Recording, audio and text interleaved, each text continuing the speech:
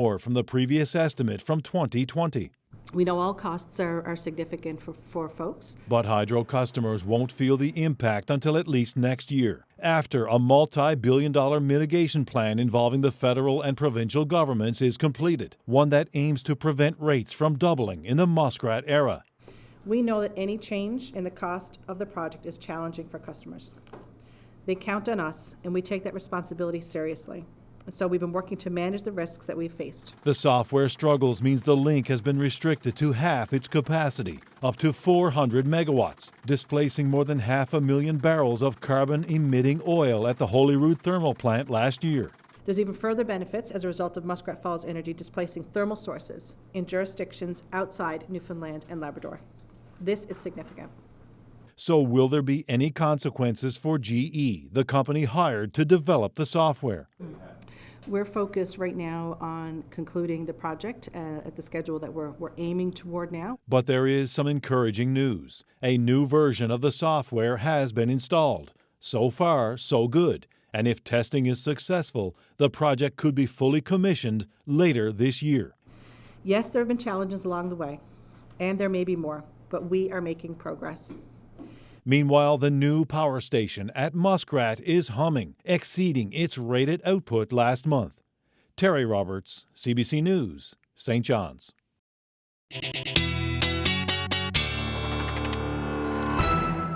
Oh boy, is it hot out there in some parts of the province, particularly central and parts of the northeast coast. 28 degrees today, 29 in Terra Nova. Actually, for you, it reached about 30 degrees today. So that's the first station on the island to reach 30 degrees. Temperatures across the board, though, pretty nice, even up across Labrador, 24 degrees in Happy Valley Goose Bay. And temperature hit 18 degrees earlier today in St. John. So what we have going on is an area of low pressure to the west. That is going to be our weather maker over the next couple of days, certainly through the weekend. But with all of this heat and lots of sunshine, the fire risk is very high in some areas, particularly along the coast of Labrador, Northern Peninsula through Central. And even the lightning yesterday seemed to have sparked a fire actually in Terra Nova. So if you are planning on enjoying this heat tonight, just make sure that you are keeping an eye on the fires that you actually have. But as we head through the next couple of days, we are looking at lots of rain on the way. That's going to mitigate some of the fire risk. I'll get into the full forecast coming up. Thanks, Ashley. We go to Stephenville now, where there may soon be news about the town's airport. Last year, a deal was announced to sell it to a private company with big plans to reinvigorate the operation. But a deadline passed months ago to get the deal done, and there's been radio silence about what's going on. That could change in the coming weeks. Troy Turner has the details. After months of no news and a potential deal to sell the Stephenville airport, finally a new development. They are, from what I understand, just days away, and we have Mr. Carl Diamond arriving here on Monday. There's a board meeting on Tuesday that's taking place that could be a very significant meeting with a vote that could take place. It's been more than 9 months since this announcement. Carl Diamond announcing big plans, the creation of thousands of jobs, and an investment of hundreds of millions of dollars. The minute it happens, within a year, we could be $500,000 to the good, because right now it's costing us $300,000–400,000 a year to keep the airport open, and we have no tax revenue. The minute the airport becomes a private entity, they come under our tax regime. So this is going to really benefit us. But another town councillor is urging caution. Thursday night, council voted to give the airport another $50,000 grant to keep it operating. Lenny Tiller, the only councillor who voted against it, says people in town want transparency. The residents that I hear from say, I don't want to pay for this airport no more. I want this deal to be done, or I want transparency. They keep saying if we have to pay $50,000 a month, make a public statement of what's gone on in the last 5.5 months. Tell us why it's been delayed. Don't say it's with the lawyers. Don't say it's with COVID, because it didn't matter in September, but it certainly has mattered now. Council also voted to sign a letter of intent with Diamond to support the spending of $10 million on fire services in the town. one of the many pledges for big investments promised by Diamond last September. It's been months since we've heard anything about the possible sale of the Stephenville Airport. Now, with prospective buyer Carl Diamond visiting the area and the Airport Corporation Board meeting next week, a deal could be imminent. Troy Turner, CBC News, Stephenville. Racist graffiti and vandalism have been an issue at the Manuels River Interpretation Centre. We told you about that a little earlier in the week on the show. It now seems like the incident wasn't a one-off. This is what the outdoor classroom alongside Manuels River looked like before the centre cleaned it up this week. The racist slurs along the beams of a gazebo and on the chalkboards shocked walkers. Now, Executive Director Janet Rumsey is taking to Facebook to talk about the incident and other problems they're having. Leaving our outdoor classroom area, which is down on our main ocean trail. This is the third day in a row we've had to have our maintenance team from Grand Concourse come down and scrub down our outdoor classroom to remove images, graffiti, hate symbols. I don't even know what to say anymore. Those of you who follow us on a regular basis, you know that this is an ongoing battle for us. We're doing the best with what we have. Perhaps you can sign up to be a trail keeper. Be a member of Manuels River. Get out there, and when you see people defacing the trail, if you're one of those people who use our trails regularly, then ask them to stop. This is your space. Well, for the last few summers it's been quite a tangle, but the good news is drivers should only have to suffer a few more weeks of street repairs on Kenmount Road in St. John's. Starting Monday, June 20th, the final layer of surface asphalt will be laid from Pippi Place to the Team Gouju Highway overpass, meaning it's an end in sight for the lengthy storm sewer replacement project, which first began in 2018. But motorists might have to endure some lane restrictions, disruptions, and slowdowns from June 25th until July 25th. On the shot clock, tough take to the basket and gets it to drop. Terry Thomas. The search for the Newfoundland Growlers' first ever victory is going to have to wait a few more days. The team dropped to a league worst 0 wins and 7 losses. Last night the team came close, but not close enough, losing to the Hamilton Honey Badgers 95-91. The good news for the Growlers is they have a 10-day break to try and find a way to win their franchise first game. Some Canadian Coast Guard members held a rally at the Canadian Coast Guard building in St. John's today. Their union, the Union of Canadian Transportation Employees, is currently negotiating with the Federal Treasury Board. The union says its members are struggling with the rising cost of living, so wage increases that keep up with inflation are what they need. It's National Public Service Week, and we wanted to celebrate the important, critical work that our members do for Canadians day in and day out, not only in National Public Service Week. We're looking for wages that will keep up with the industry, but also keep up with inflation.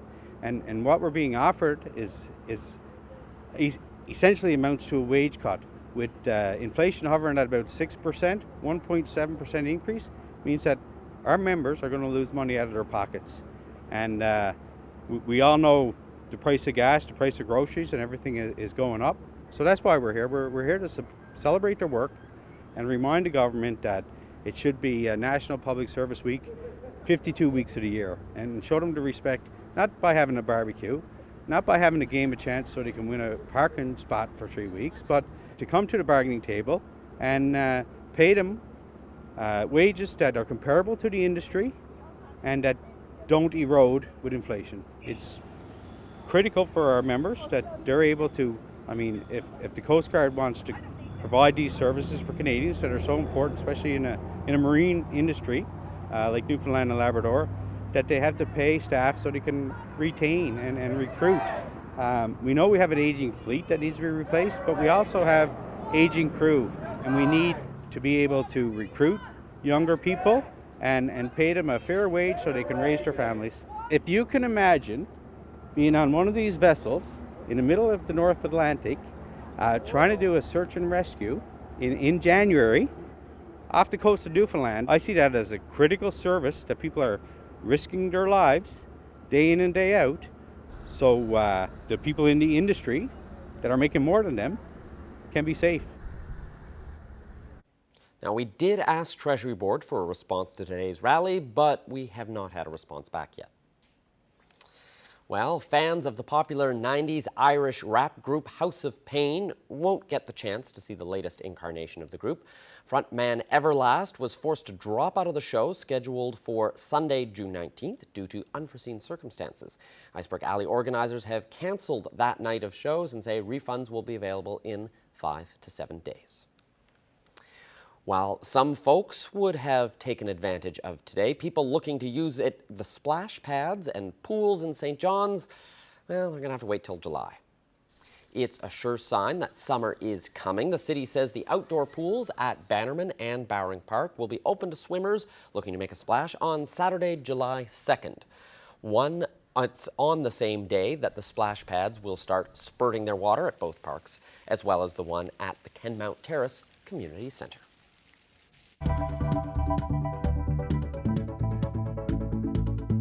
Yeah, like Peter mentioned, a beautiful day to enjoy that, but take a look outside, seeing lots of sunshine right now.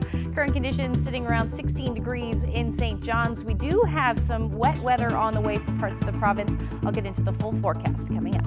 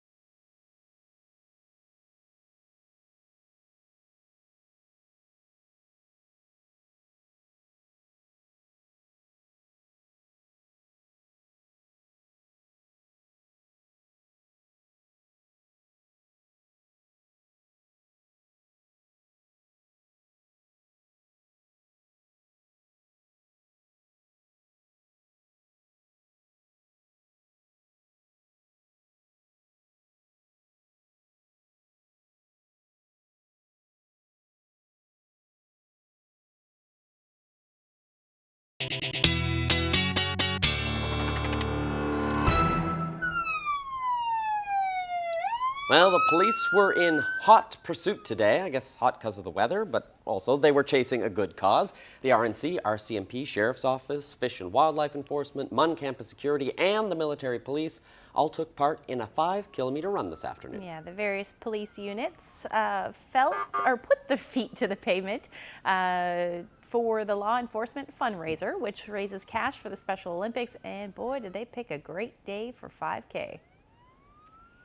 Yeah, it was nice in St. John's, but even nicer, like Nain, the northernmost community in the province, warmer than St. John's today. Yeah. Central Newfoundland, even hotter, up the high 20s. You know, it's kind of rare that you actually get a day where like everyone gets to partake in the nice warm weather. Yeah, there's really a big difference. So depending on where you were, if you saw onshore flow, temperature is much cooler. Hence St. John's today. Let's take a look at those daytime highs. Peter just told you a few of them though, but if you head towards the south coast, a little cooler, 14, 16 degrees there, and St. John's at around 18 degrees, but you see Cape Brace only topped out at 8 degrees today. And that's because those winds were out of the southeast. And you can see we've been fluctuating for those temperatures today. Warmest, that 18-degree temperature was at 11 a.m. this morning with those winds out of the south. Then they switched to southeasterlies. And we've been between 12 and 16 degrees for a good chunk of the day today in St. John's. Now taking a look at what's happening right now across the province, 27 degrees still in Gander, absolutely beautiful evening. 19 in Corner Brook, still beautiful in Happy Valley Goose Bay as well, 22 degrees. But look what happened in Nain today, down to 5 degrees this afternoon. It was a pretty sharp drop too, 24 to 10 in 1 hour as those winds shifted onshore, so easterly winds, and now we're sitting around 5 or 6 degrees. And these cooler temperatures, unfortunately, are going to stick around for a good chunk of the weekend as we start to see the potential for snow in some areas of Labrador. So taking a look at the current picture right now, there's that area of low pressure spinning. We're starting to see some of that cloud cover move in along the west coast as well with some showers for southwestern portions of the island. And if we take a look at where all of this air is originating from, it's originating from the tropics. So we're getting into an atmospheric river setup this weekend. They're normally not a problem, and they really won't be a problem, but the atmospheric river is going to stick around for the weekend. It's actually going to stall, and it's going to pump all of that moisture up towards the south coast through Saturday, even into Sunday, and then continuing into Monday in some cases as well. So lots of rain on the way, and Environment Canada has issued a rainfall warning for Burgeo as well as the Canagar Peninsula, and right now Port aux Basques and vicinity is under a special weather statement. You're still expecting quite a bit of rain. How much rain? This takes us through Monday morning. Most areas along the south coast further inland and some in the higher terrain could see upwards of 100+ millimeters of rain. Otherwise, 75 to 100 millimeters is a good bet for those areas. You're still seeing some pretty significant rainfall amounts along the west coast, between 30 to 50 millimeters, but again spread out over the weekend. And Lanzaloo, you're under a special weather statement as well, because you're expecting somewhere between 50 plus, probably 50 to 75 millimeters of rain in that time frame as well. You'll see those numbers dramatically drop off the further east we go. 5, maybe 10 millimeters of rain in some areas from Bonavista North through to Bonavista, and the Avalanche as well. Some areas may only see a trace, but we could see upwards of about 20 millimeters of rain as well. So it definitely depends on where you are this weekend. Taking a look at the future tracker for tonight, the rain's going to start to move in. It'll get heavy at times on the south coast rather tonight, and showers the story really for most of the west coast, and then eventually through central as we head into the early morning hours. Then we start talking about that potential for some mixing up across Labrador. Right now, going to keep you in rain though for Nain tonight, going down to 1 degree, 3 in Lab City tonight. Temperatures will stay quite mild in Happy Valley Goose Bay at 15, but otherwise temperatures in the teens as well through the west coast, through central, around 11 degrees in Gander, and down to 7 in St. John's with those winds generally light. It should stay fairly clear tonight. Now, as we head through tomorrow, that rain will continue to affect the southern areas of the island, the heaviest rain anyway. And then the rain will start to work its way east through the day. Likely going to stay dry for most of the Avalanche. We may see a few showers in and around, but mainly to the west. And then some of that heavier rain moving further east as we get into Sunday morning. And then again, more rain through Sunday morning as well for the south coast. Then we start talking about that snow for Lab City. So temperatures over the next couple of days, at least for tomorrow, will be between 18 and 20 degrees. Winds a bit brisk as well out of the south, between 30 to 50 kilometers per hour. A big drop in temperatures through central, but still not too bad, 19, 20 degrees through the day. And then same thing for the west coast. Your winds will be a bit breezy, between 30 and 60 kilometers per hour tomorrow. Northern Peninsula, you'll hang on to that sunshine for the first half of the day as that rain moves in. Temperatures will be sitting around 16 degrees and then dropping to about 5 degrees in Lab City. Winds will be a bit brisk though, northerlies between 40 and 60 kilometers per hour. Not expecting some accumulation, but there's more of that on the way for the weekend. I'll get into those details coming up. It's the dream for many big fans of the show Jeopardy, to walk onto that stage, pick up the buzzer and get to say something like, "I'll take the Brady Bunch for 200. Well, that dream came true for Peggy Gibbons, who's originally from Mount Pearl. She was on the show this week. Take a look. Peggy, what is the Stone of Scone? That's correct. Peggy, what is Alaska? Correct. Who are the Four Horsemen? Yes. What is the knee?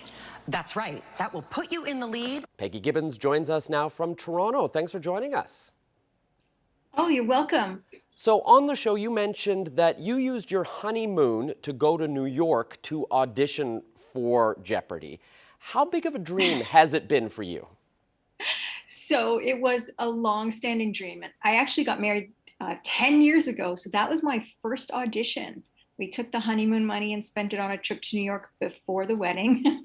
And it was definitely part of the process for me, though. Like I knew I didn't think I would make it the first time because I was really nervous. So third time's the charm. Okay, so it took you 3 times.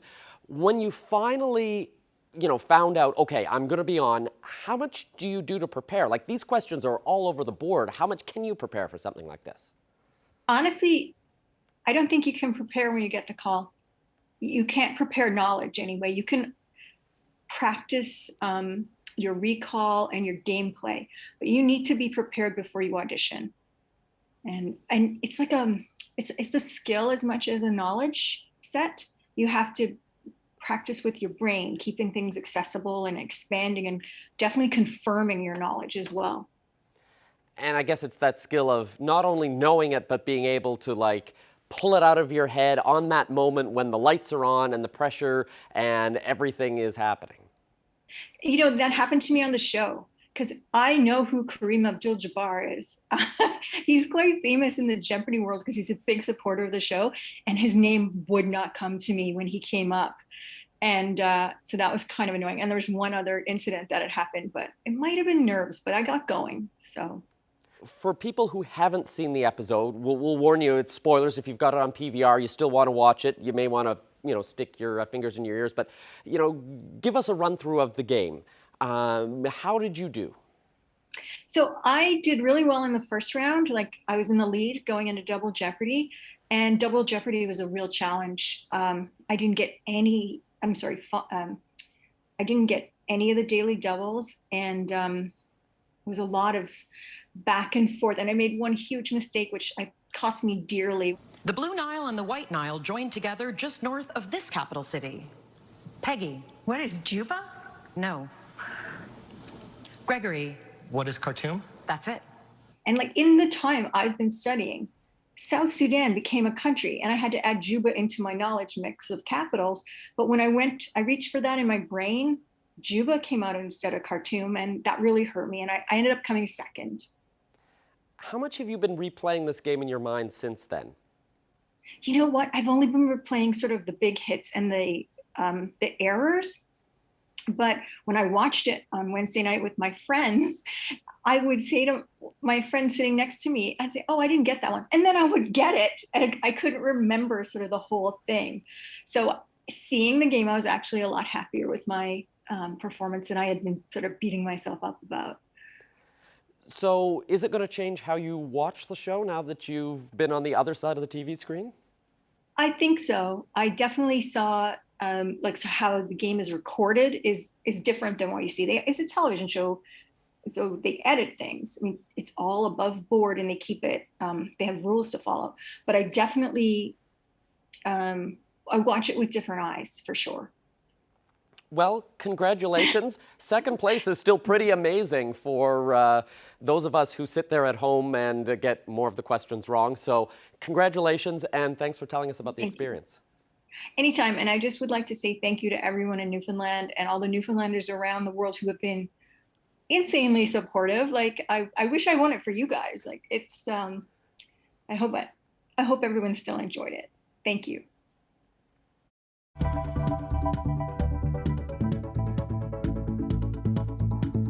Bit of a tradition for me to play off beard, so I haven't touched it since I guess May 1st, and hopefully I won't be shaving it off until after the Hoist Cup. Well, he's been a fan of the Colorado Avalanche for more than 20 years. Next, we'll find out how Paul O'Leary is supporting the team in the Stanley Cup playoffs.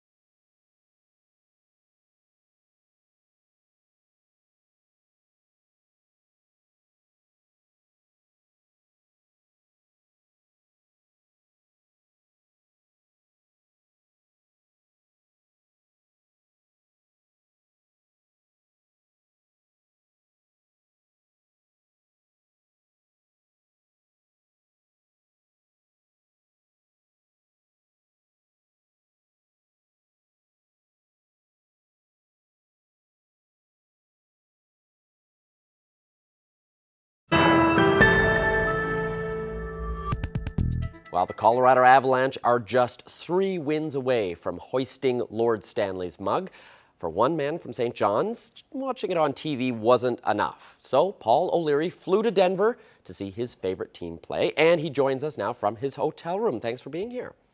No problem. Thanks for having me. So, in a province that seems to be pretty much divided between Leafs fans and Habs fans, how did you end up cheering for the Avalanche? That's a good question. I guess I started getting into hockey when I was about 7 or 8 years old, and I guess the Avalanche were really good at the time, and they had star players like Patrick Waugh, Joe Sakic, Peter Forsberg, and I guess I just got caught up in those guys, and I started following the Avalanche, and I stuck with them ever since. Wow, and I guess they've had more success in recent years than either the Habs or the Leafs, so I guess you picked Yeah, well. that's for sure. Yeah, I talk to my friends about that all the time. There's a lot of back and forth for sure. So why was it important for you to fly all the way to Colorado for these games? I'm just like I've been a diehard fan pretty much ever since I started watching, and I can remember the 2001 Stanley Cup Finals pretty much like it was yesterday. The goals from all the games and whatnot, and as I got older and graduated from school, started working and stuff, I always said that when the Avs made it to the finals again, I would go. And the last few years, I've kind of been prepping for it because we've been pretty good for the last couple of years, and when it happened, I guess once they won in the second round, I started prepping everything and making travel ideas. You couldn't really plan as such, but I was preparing to come once they got this far. What's the experience been like? It's undescribable, really.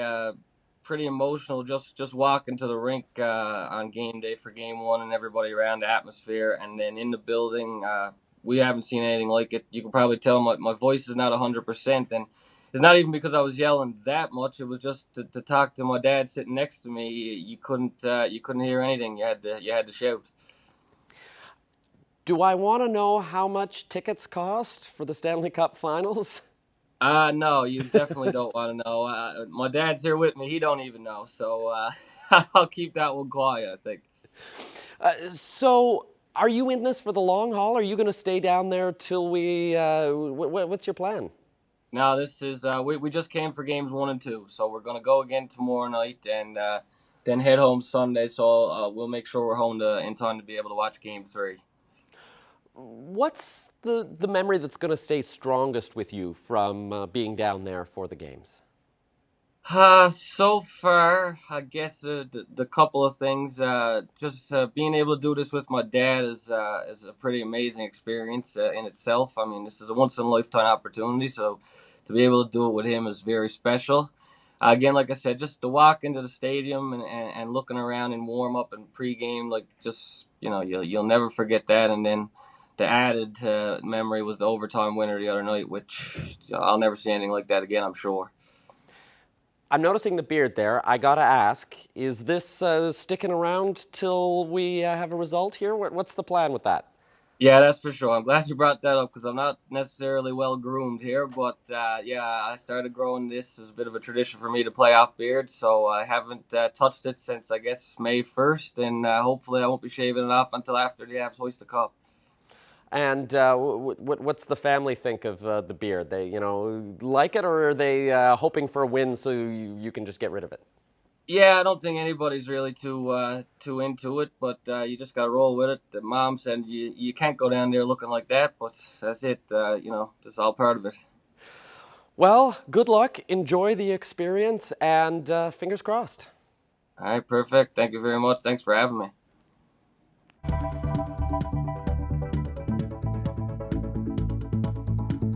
Make sure to tune in to CBC Radio Saturday and Sunday mornings for Weekend AM with Paul and Gail. This weekend, who gets a senior's discount and why some seniors don't use it. Starts at 6 o'clock in the morning, 5:30 in most of Labrador.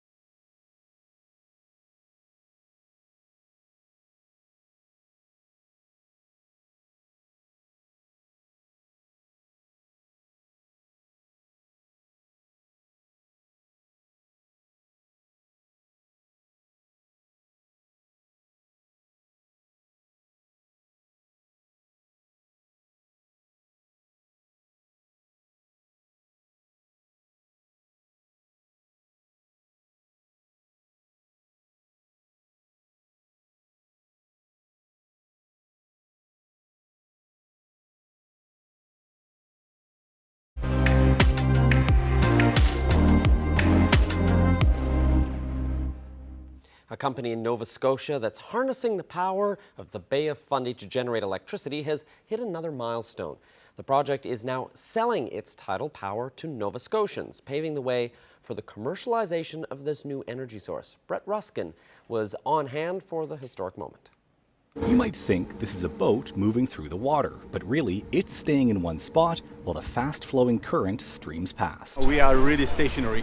What is moving is the tides. Tides that are the highest in the world. The volume of water that flows over Niagara Falls in a year and a half rushes in and back out of the Bay of Fundy every 6 hours. For more than a century, people have dreamed of harnessing this power. Here's a sketch of an early plan from 1915. In the 2000s, giant turbines were lowered to the sea floor, but the force of the flow broke the blades. Now, a different strategy, a floating platform anchored to the sea floor. We can get to things, we can fix things, and we don't need to go and perform a really expensive operation to pull it off the bottom of the seabed to do that. And on this day, Nova Scotia's Minister of Environment was on hand to push the button, send the turbines into the water, and for the first time in Canadian history, capture in-stream tidal energy that gets sold and sent to the power grid. For the next generation of Nova Scotians and Canadians, we're standing literally on the future of clean energy production. This is a great project. It's green. Tides always run here. So I'm all for it. The turbines spin, generate electricity. It comes down into this cable here and into the turret. Now the turret always faces in this direction. When the tides shift though and change, the entire vessel rotates around this central spot so it can generate electricity both in the tides coming in and going out. And ultimately, as you scale these things up, they get less expensive. So, which is, I suppose, totally the opposite to what's happening right now with oil and gas. Now, speaking of costs, let's talk about the cost of this power. The government is paying this company, Sustainable Marine, 50 cents per kilowatt hour. Now, that is about 3 times what the average Canadian pays for their electricity to heat, light their homes. But the design, the plan, is to create an incentive for people to develop, produce, and invest in this type of renewable energy so that the cost eventually does come down, like we've seen for solar and for wind. Now, the next step for this company is to eventually move their platform to the spot in the Bay of Fundy that has some of the strongest tides and the spot where those other turbines mounted on the seafloor have failed. So, increased risk, but also increased energy potential and increased space to perhaps deploy more of these turbines and these platforms if all goes well with this first one. Brett Ruskin, CBC News, Halifax. A pilot from Nova Scotia is pleading with Canadian authorities to ensure the release of his friends and colleagues who are being held in the Dominican Republic. On April 5th, a crew from Pivot Airlines was thrown in a Dominican jail after they found millions of dollars worth of cocaine on the plane. Preston Mulligan has more. La Dirección Nacional de Control de Drogas, con apoyo. The Dominican Republic's National Drug Control Directorate posted this video to Twitter on April 6th. One day earlier, the Pivot Airlines plane was on its way back to Toronto when the flight crew found these black duffel bags. That same crew immediately reported it to the RCMP and Dominican authorities. They ended up in jail. We've been threatened with death by narco criminals, extorted by inmates, and have lived in inhumane and humiliating conditions. In prison, a dead body was placed outside of our cell, and we were told that we would be next. They've since been released from jail, but the Dominicans won't let them fly home. The man in the center is Arif Safdar from Hamilton, Ontario. He's a close friend and former colleague of Carl Falsness of Antigonish. They both flew together on Air Georgian, a small express carrier that served Central and Atlantic Canada. It eventually rebranded to become Pivot Airlines. I check our chat group and our feed on it every day and wondering what's going on with these guys. I mean, Adif has a young child, has a young wife. Please show the world that Canada will stand up for truth, justice, and most importantly, the safety of Canadians. Show Canadians that you have their backs. Please, Mr. Prime Minister. During his visit to the Summit of the Americas last week, Prime Minister Trudeau met with Dominican President Luis Abinador. On his official website, the Prime Minister says he, quote, raised the case of the Canadian aircrew in the Dominican Republic and received assurances that the authorities will address the matter according to the rule of law. In the meantime, Falsness is worried about his friend. he was really was excited about the fact that he was going to get back into flying more because of the COVID restrictions were backing off, and he didn't have to drive as much Uber Eats and Uber, and he was like, getting back to his routine. I actually sent a message to them. Their cell phones are not receiving. It says that the message has been sent but not received, so they haven't turned their phones on. I don't know if they even have their phones. What worries Carl Falsness now is the fact that prosecutors in the Dominican are appealing the Canadian's release from jail. And if that appeal is successful, the Canadian crew could end up back in jail for many more months. Preston Mulligan, CBC News, Halifax.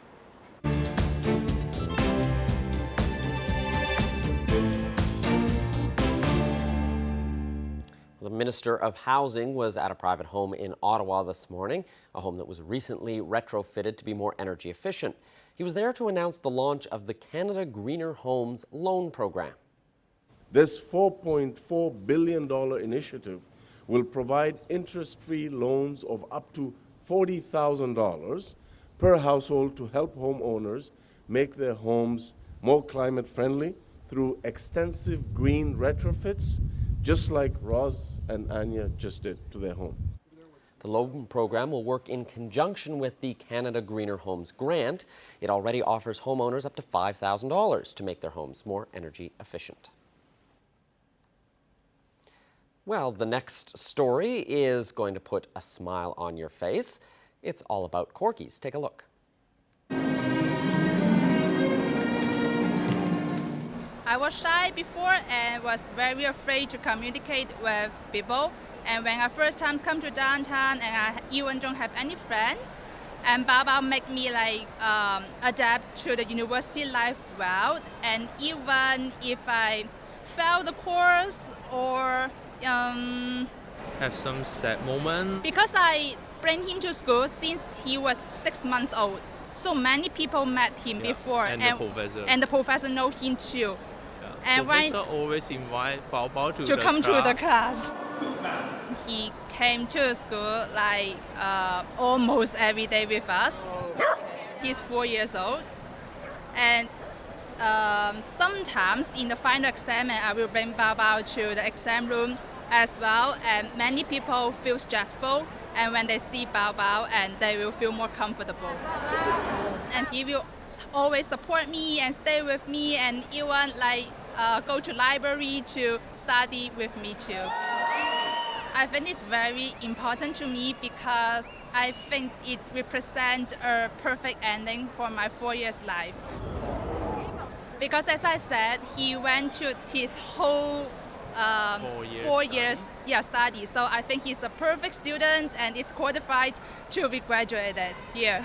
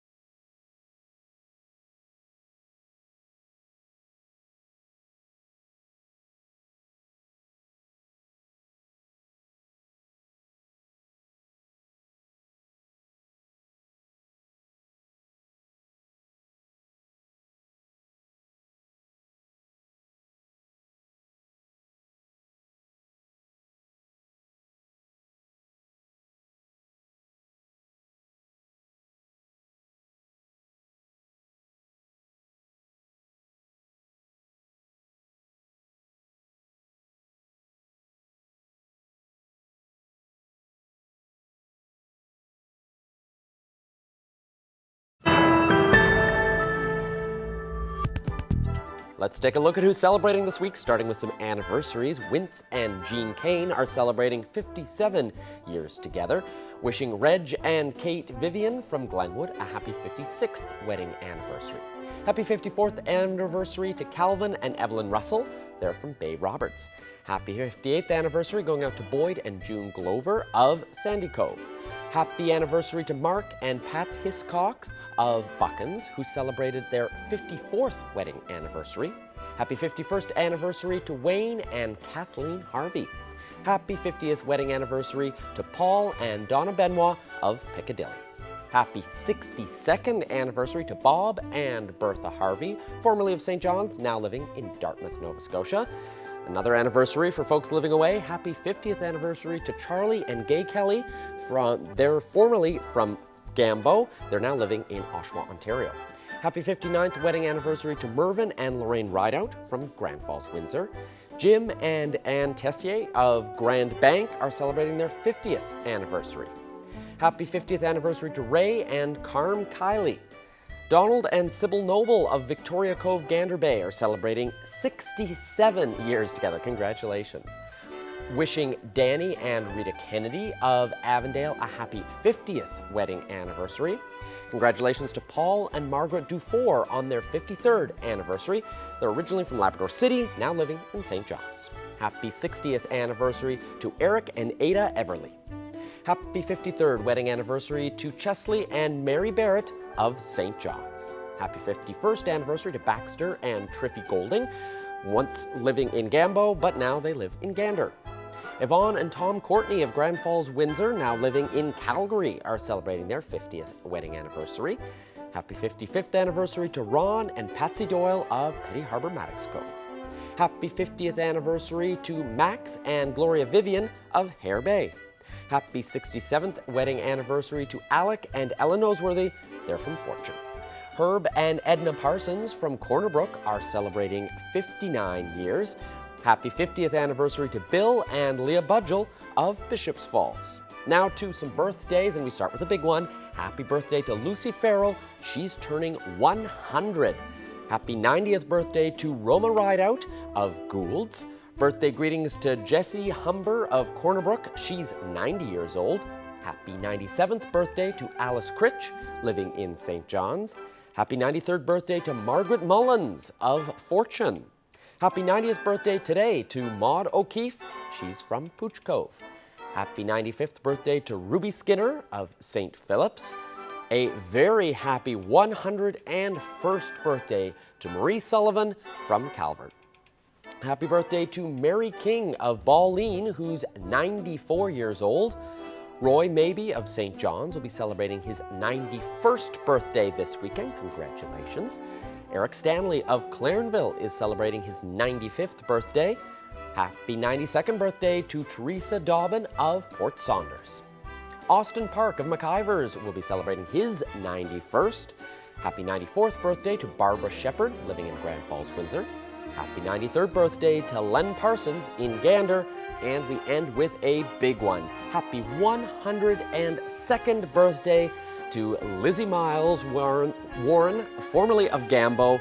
She's now living in Glovertown. Congratulations, everyone.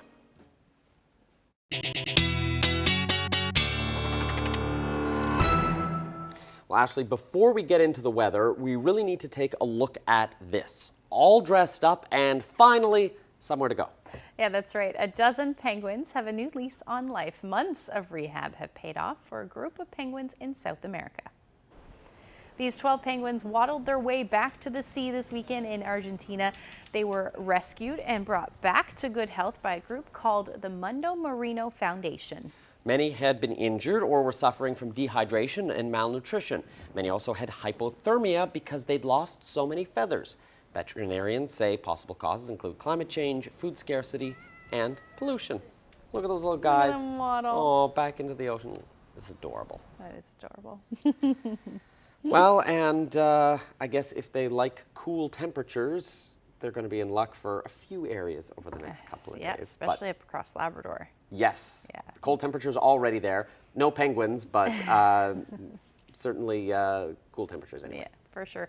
Yeah, the weekend's looking a bit wet for some areas. We're going to see a big drop in temperatures through central and the west coast as well. Let's take a look at the forecast for tomorrow. So we're down about 18, 19, 20 degrees for you through central, but still going to stay in that 20-degree range for a good chunk of the Avalanche. But the winds are going to be a bit breezy tomorrow, between 30 and 50 kilometers per hour, generally out of the south. And then a bit more breezy as you head towards the west coast. You're looking at southerlies between 30 and 60 kilometers per hour. Your temperatures again in the teens, cooler in onshore flow along the south coast. Now, as we head across Labrador, this is where we're going to see that potential for some flurries. Note that northerly wind between 40 and 60 kilometers per hour. Likely not going to see those flurries until the evening hours, but it should fall as wet snow. We have seen some pretty significant mild temperatures, so anything that does fall will not last long. Happy Valley Goose Bay, you'll sit around 17 degrees, still a significant drop for you, and even cooler as we get into Sunday as that cooler air starts to move a little bit further south. So we're going to see that heavy rain continue through the night on Saturday into the day on Sunday, right across the board. Southeastern portions of Labrador will see that as well. Likely going to see a few showers possible, just scattered in nature for the Avalanche on Sunday. It actually looks like a fairly decent day the further east you go. Talking about 19 degrees for St. John's, 21 for Gander, and as you head towards the west coast again around 18 degrees. Northern Peninsula into the teens, just barely 14 degrees for you in St. Anthony. Labrador for the north anyway, 5 degrees for Nain, 6 in Happy Valley Goose Bay. You should stay as rain for the event for most of this, I should say, and then going to continue to see that potential for some snow for northern and western portions of the Big Land on Sunday. Taking a look at Sunday evening into Monday, this is when that rain's going to start to head a little bit further east. So we're looking at the best chance of rain will be for eastern areas of the island through the day on Monday, and then eventually for the Avalanche as well. Most of that snow potential should end up across Labrador. You're still sitting in the single digits though. Temperatures are going to start to rebound for the west coast, so back into the 20s for Corner Brook. And then central, you're looking at temperatures between 18 and 19 degrees for Monday, and then about 16 for St. John's through the day. Taking a look at the long-range forecast, we're into the teens by the time we get into middle of next week, just a bit unsettled through the day as well. And then for central and western Newfoundland, you're looking at your temperatures in the teens, only about 12 or 14 for Tuesday and Wednesday for western Newfoundland. As we head towards eastern Labrador, things will start to improve as we get into the middle of next week. A little bit more rain, though, expected for western Labrador. Here's our weather photo of the day today. Flat, calm, and Embry. Thank you to Linda for that. If you have any weather photos that you would like to share with us, you can send them to my Facebook page, Twitter, and or email them to nlphotos@cbc.ca. Oh, nice, beautiful blue sky, sunshine, not much wind. That's always a nice combination. I got out to Cape Spear last night. Oh, beautiful. It was nice and sunny, although it's always the thing that's like in town, it's nice and warm, and you're like, I don't need a jacket. And then you go out there, and there is always a bit of wind. Same thing, yeah. I was down at Kitty Vitty last night too after the show, and it was flat, calm, but yes, very cool. Went home, it was nice and warm. Yeah, so you start to think it's like, oh, it must be warm, and it's like, it's still June in Newfoundland. It's still June. Everything's going to change. Yeah. Anyway, that's it for us. You go out, enjoy a nice weekend. Hopefully you get it off, and the team will be back with you on Monday. Good night.